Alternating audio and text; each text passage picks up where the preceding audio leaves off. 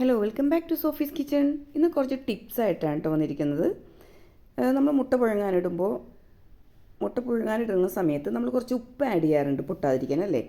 എങ്കിൽ പോലും ചില മുട്ടകൾക്ക്, കാരണം നേരത്തെ തന്നെ ഒരു വിള്ളലുണ്ടായിട്ടുണ്ടാവും, അപ്പോൾ തന്നെ അത് വെള്ളത്തിലിടുമ്പോൾ ചെറിയൊരു സൗണ്ട് കേൾക്കാൻ പറ്റും, ഒന്ന് പൊട്ടണതല്ലേ. അപ്പോഴേക്ക് നമ്മൾ എന്താ ചെയ്യുന്നത് വെച്ചിട്ടുണ്ടെങ്കിൽ, ചെറിയൊരു പാത്രം എടുക്കുക. ഒരു പാത്രം എടുത്തിട്ട് ആ കോഴിമുട്ട എടുത്തിട്ട് ആ പാത്രത്തിലേക്ക് ഇടുക. അപ്പോൾ ഈ തിളയ്ക്കുമ്പോൾ അങ്ങും ഇങ്ങും മുട്ടാതെയും ഷെയ്ക്കാവാതെയും അത് ശരിക്കും സേഫായ രീതിയിൽ തന്നെ നമുക്കത് പുഴുങ്ങിയെടുക്കാൻ പറ്റും. ഇപ്പോൾ ഞാൻ ഈ സ്റ്റീമറിൽ പഴം ഇടുന്നുണ്ട്, മുട്ട ഇടുന്നുണ്ട്. അപ്പോൾ ശരിക്കും ടൈറ്റായി നിൽക്കുമ്പോൾ നന്നായിട്ട് ഷെയ്ക്കാവാൻ ഇടയുണ്ട്, അല്ലേ? അപ്പോൾ ശരിക്കും കലങ്ങിയ പോലെയാവും, പൊട്ടിയിട്ടുള്ള മുട്ടയെല്ലാം പൊട്ടി ശരിക്കും ചിതറിപ്പോവും. അപ്പോൾ ഞാൻ ഈ ഒരു ചെറിയൊരു പാത്രത്തിലിട്ട് വെച്ചുകൊണ്ട് അത് ആ മുട്ട കംപ്ലീറ്റ് ഒന്നും പൊട്ടാതെ ആ പൊട്ടിയ ആ സമയത്തുള്ള ഇത് മാത്രമേ ഉള്ളൂ, ബാക്കിയെല്ലാം നല്ല സേഫായിട്ട് തന്നെ കിട്ടിയിട്ടുണ്ട്. ഇതിനേക്കാൾ ചെറിയൊരു പാത്രത്തിലാണെങ്കിൽ കൂടുതൽ ബെറ്റർ ആയിരിക്കും. കാരണം പൊട്ടിയിട്ടുണ്ടെങ്കിൽ ചെറിയൊരു പാത്രത്തിലായിട്ടുണ്ടെങ്കിൽ കൂടുതൽ ഡാമേജ് ആവാതെ നമുക്കിത് പൊട്ടാതെ കിട്ടും. ഈ വീഡിയോ കണ്ട് ഇഷ്ടമാകുവാണെങ്കിൽ സബ്സ്ക്രൈബ് ചെയ്യാതെ കാണുന്ന കൂട്ടുകാരാണെങ്കിൽ ഒന്ന് സബ്സ്ക്രൈബ് ചെയ്ത് സപ്പോർട്ട് ചെയ്യണേ. നിങ്ങളുടെ ഫീഡ്ബാക്ക് കമൻസിലൂടെ അറിയിക്കണേ. സാധാരണ മുട്ടയുടെ ഇതുപോലെ തന്നെയുണ്ട്, ശരിക്കും അത് പൊട്ടിച്ചിതറിയിട്ടൊന്നുമില്ല, നല്ല രീതിയിൽ തന്നെ കിട്ടിയിട്ടുണ്ട്. അത് പാത്രത്തിൽ ഇട്ടില്ലായിരുന്നെങ്കിൽ ശരിക്കും അത് കലങ്ങിപ്പോയേനെ, അല്ലേ?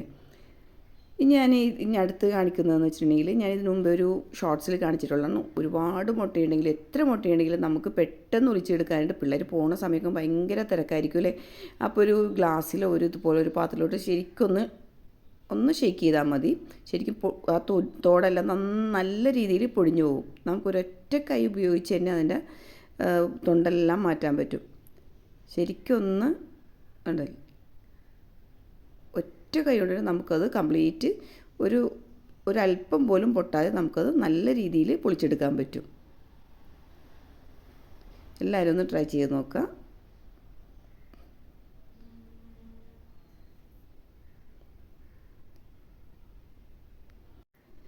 നമ്മൾ തിരക്കിനിടയിൽ മുട്ടയെല്ലാം ഒലിക്കുമ്പോൾ ശരിക്കും അതിൻ്റെ ആ വൈറ്റെല്ലാം ഈ തോടിലൊക്കെ ആയി പോവാറുണ്ട്. ഇങ്ങനെ എടുക്കുമ്പോൾ ഒട്ടും നമുക്ക് ചീത്തയാവാതെ തന്നെ, പിള്ളേർക്ക് മുട്ട ഒന്ന് പൊട്ടിക്കഴിഞ്ഞാൽ ഉപയോഗിക്കാൻ ഇഷ്ടമല്ല, പിള്ളേർ തിന്നാൻ ഇത്തിരി മടി കാണിക്കും. അപ്പോൾ ഇങ്ങനെ ഈ രീതിയിൽ എടുക്കുവാണെങ്കിൽ നല്ല രീതിയിൽ നമുക്ക് എത്ര മുട്ട വേണമെങ്കിലും പെട്ടെന്ന് നമുക്ക് പൊട്ടിച്ചെടുക്കാൻ പറ്റും. അതിൻ്റെ തൊലിയെല്ലാം മാറ്റി പുഴുങ്ങിയ ശേഷം ഇതുപോലെ ചെയ്തെടുക്കാൻ പറ്റും. എല്ലാവരും ഒന്ന് ട്രൈ ചെയ്ത് നോക്കുക, ഫീഡ്ബാക്ക് അറിയിക്കുക. ഈ പൊട്ടിയിട്ടുള്ള മുട്ട അത്രയും മാത്രമേ സംഭവിച്ചിട്ടുള്ളൂ, ബാക്കിയെല്ലാം നല്ല രീതിയിൽ തന്നെ കിട്ടിയിട്ടുണ്ട്. നെക്സ്റ്റ് ടിപ്പ് എന്താണെന്ന് നോക്കാം. നമുക്ക് ഒരുപാട് കപ്പ ഇടുന്ന ടൈമാണല്ലോ അല്ലേ ഇത്. കപ്പ എത്ര നാൾ വേണമെങ്കിൽ നമുക്ക് കേടുകൂടാതെ ഫ്രീസറിൽ എടുത്ത് വയ്ക്കാൻ പറ്റും.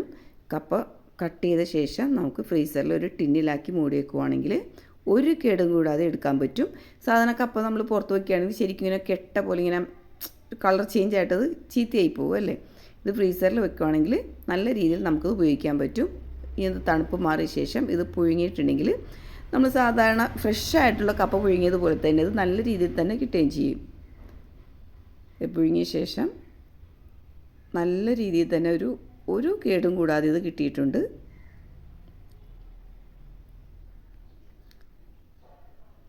വീഡിയോ ഇഷ്ടമായെങ്കിൽ ലൈക്ക് ചെയ്യണേ, ഷെയർ ചെയ്യണം, സപ്പോർട്ട് ചെയ്യണേ.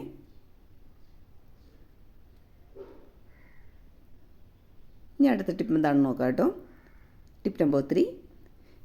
നമുക്ക് കടയിൽ നിന്ന് മേടിക്കുന്ന ഈ ചൂലില്ലേ, ഈർക്കിലി ചൂല്, അത് ഉണങ്ങിയിരിക്കും, അത് പെട്ടെന്ന് നശിഞ്ഞു പോകും. അപ്പോൾ നമുക്ക് ഓലയുണ്ടെങ്കിൽ കീറിയിടും കയ്യിലൊക്കെ ആകും, ഈ വിരലൊക്കെ മുറിഞ്ഞ പോലെയാകും. അതിനായിട്ട് അങ്ങനെ ഒരു സംഭവം ഇല്ലാതിരിക്കാൻ വേണ്ടിയിട്ട് മാസ്കിൻ ടാപ്പ് നമ്മുടെ വിരലിൽ ചുറ്റിയിട്ടുണ്ടെങ്കിൽ എത്ര ഓല വേണമെങ്കിലും നമുക്ക് ഏർന്ന് ചൂലാക്കി എടുക്കാൻ പറ്റും.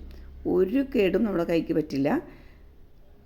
നല്ല രീതിയിൽ നമുക്ക് നല്ല പച്ചിലയുടെ ചൂലാണെന്നുണ്ടെങ്കിൽ നല്ല ഈട് നിൽക്കുകയും ചെയ്യും. നമുക്കത് തൃപ്തിയാണ്, നമുക്കത് ക്ലീൻ ചെയ്യാൻ നേരത്തെ അത് എടുക്കുമ്പോൾ. ഈർക്കിലൊന്നും പെട്ടെന്ന് ഒടിഞ്ഞൊടിഞ്ഞ് പോവുകയൊന്നുമില്ല. അപ്പോൾ നമ്മുടെ വീട്ടിലെ ഓല തന്നെ കീറിയെടുക്കുകയാണെങ്കിൽ നമുക്ക് നല്ല ഒരു ചൂലായിട്ട് തന്നെ എടുക്കാൻ പറ്റും. പക്ഷേ എല്ലാവർക്കും മടിയാണ്, വിരലൊക്കെ മുറിഞ്ഞ പോലെയാവും. അതില്ലാതിരിക്കാൻ വേണ്ടിയിട്ട് ഫിംഗർ ക്യാപ്പൊന്നും ഇടേണ്ട ആവശ്യമില്ല. ഇതുപോലെ മാസ്കിൻ ടാപ്പ് ചുറ്റിയിട്ടുണ്ടെങ്കിൽ നല്ല രീതിയിൽ നമുക്ക് ഒരുപാട് ഓല വേണമെങ്കിൽ നമുക്ക് ഈർന്നെടുക്കാൻ സാധിക്കും. ഇതുപോലെ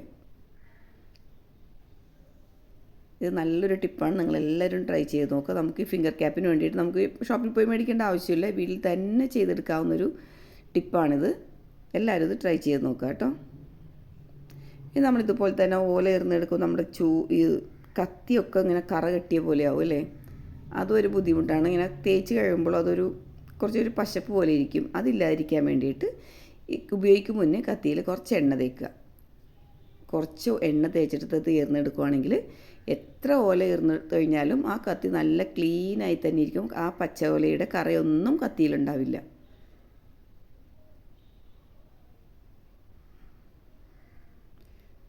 ഞാൻ കുറച്ച് ഓല എടുത്ത് 2 ചൂലായിട്ട് നല്ല രീതിയിൽ അത് ഉണ്ടാക്കി വെച്ചിട്ട് നമുക്ക് കുറേ നാൾ ഉപയോഗിക്കാൻ പറ്റും. അതിൻ്റെ കത്തിയെല്ലാം ക്ലീനായി വിരലുവാണെന്നുണ്ടെങ്കിലും യാതൊരു കേടുപാടും ഉണ്ടാവില്ല.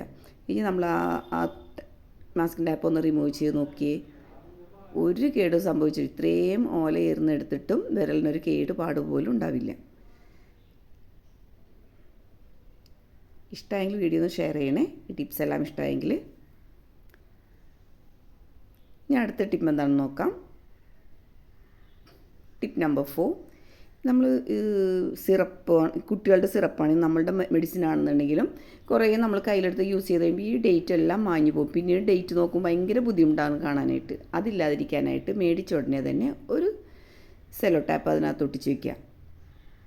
ട്രാൻസ്പെറൻറ്റ് ടാപ്പ് ഒട്ടിച്ച് വെച്ചിട്ടുണ്ടെങ്കിൽ നമുക്ക് ആ ഡേറ്റ് മാഞ്ഞു പോലും. പ്രത്യേകിച്ച് കുട്ടികളുടെ മെഡിസിൻ നമ്മൾ ചെയ്യേണ്ട ഏറ്റവും വലിയ കാര്യമാണിത്. കിട്ടിയ ഉടനെ തന്നെ ട്രാൻസ്പെറൻ്റ് ആയിട്ടുള്ള ടൈപ്പ് ഒട്ടിച്ച് വെച്ചിട്ടുണ്ടെങ്കിൽ ആ ഡേറ്റ് ഒന്നും മാഞ്ഞു പോവില്ല. ഇനി നെക്സ്റ്റ് ടിപ്പ് നമ്പർ 5, നമ്മൾ ഉണക്കമുളക് വറ്റൽമുളക് ഉണ്ടല്ലോ, അത് കുറച്ച് നാളിൽ തന്നെ പൂപ്പൽ കെട്ടിയ പോലെ ഉള്ളിൽ പൂത്ത പോലെ ഇരിക്കും, പൊടി പോലെ ഇരിക്കും. അതില്ലാതിരിക്കാനായിട്ട് കുറച്ച് വെളുത്തുള്ളി, ഉണങ്ങിയ വെളുത്തുള്ളി വേണം കേട്ടോ. അതായത് നനവുണ്ടാവരുത്.